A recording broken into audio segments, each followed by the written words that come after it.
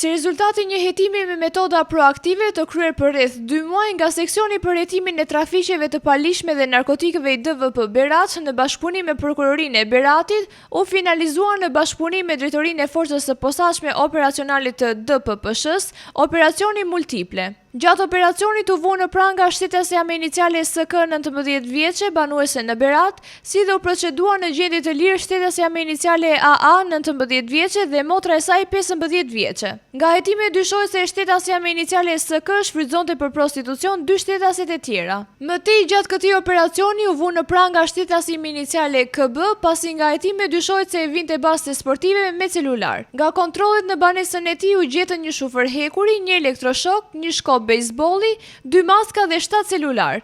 Gjithashtu në kuadër të operacionit Multiple nisi procedimi në gjendje të lirë për vëllain e shtetasit me iniciale KB, shtetasin me iniciale VB dhe shtetasin me iniciale BE 19 vjeç, pasi nga hetime dyshohet se vinin baste sportive me celular. Materialet procedurale ju referuan prokurorisë pranë gjykatës së shkallës së parë të jurisdiksionit të përgjithshëm Berat për veprime të mëtejshme.